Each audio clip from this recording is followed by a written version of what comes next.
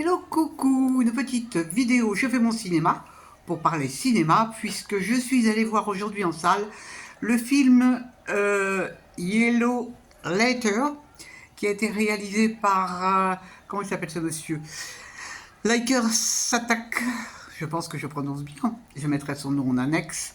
Ce réalisateur qui avait fait un film que j'avais beaucoup apprécié, qui s'appelait La salle des profs. Donc je me suis dit que je vais aller voir ce film-là. Alors je vous débriefe très vite fait l'histoire. Ça se passe dans les années 2016-2019 en Turquie, mais le film a été tourné en Allemagne, on comprendra pourquoi. Et c'était une époque un peu particulière.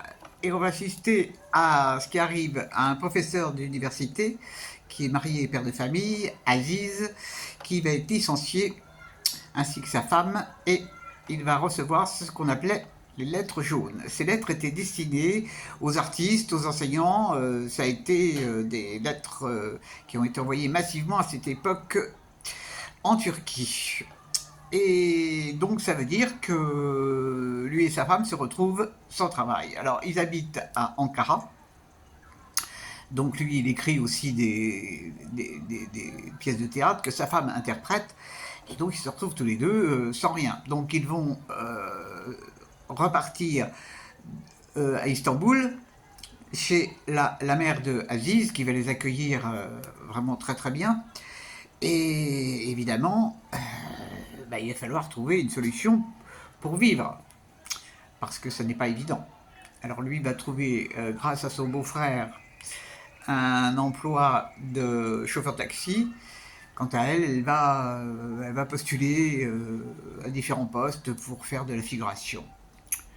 Mais évidemment, ces événements vont créer des sacrés problèmes dans le couple et aussi dans leur relation avec leur fille, dans leur relation avec la famille. C'est vraiment un gros problème. Et donc, on va assister à tout ça. Je ne vous raconte pas la fin. Donc ce film a donc été tourné en Allemagne. C'est assez marrant d'ailleurs quand c'est comment c'est expliqué. Alors c'est un film que j'ai trouvé absolument passionnant. Passionnant parce que ça parle évidemment politique. La politique elle est là en permanence, mais aussi ça traite d'autres sujets comme les relations de couple dans les moments difficiles. Euh, Qu'est-ce qu'on doit accepter? Est-ce qu'on doit rester fidèle à ses idées, à ses engagements? Pas simple du tout. Et alors c'est très bien interprété par tous les acteurs, hein, vraiment étonnant. Et puis on se questionne, sans être dans des situations pareilles, on se dit qu'est-ce qu'on pourrait faire nous si on était confronté à une telle situation. Vraiment, film qui fait bien tourner le ciboulot.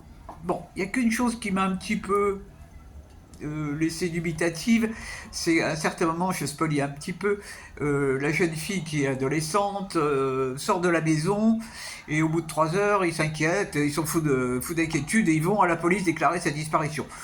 Bon, moi je veux bien, mais comme on leur dit à la police, il faut attendre 24 heures. Ça, c'était un petit peu too much quand même, le fait que, bon, parce que c'est pas un bébé non plus, donc ils vont rechercher qui est son petit copain et tout. Bon, ça c'est un peu too much pour moi.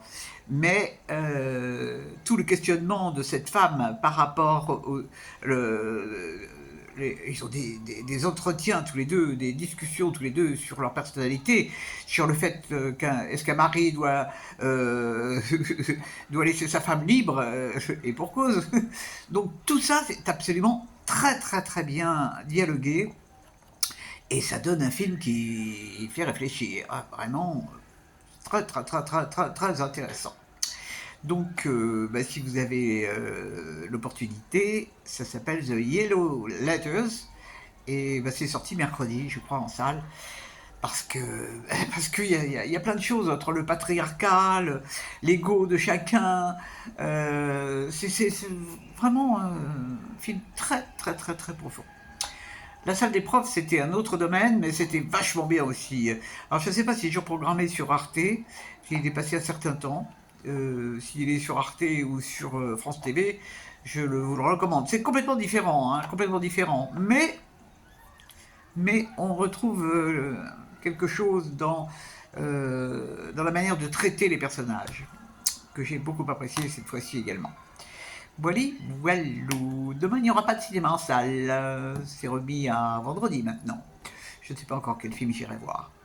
J'espère que vous êtes tous en pleine forme. Et si vous avez vu The Yellow Letters et que vous avez aimé, n'hésitez pas à m'en faire part. J'espère que j'ai parlé un petit peu moins vite que d'habitude pour une des participantes. Et puis, je vous dis salut, salut. À la prochaine pour parler cinéma ou liberté.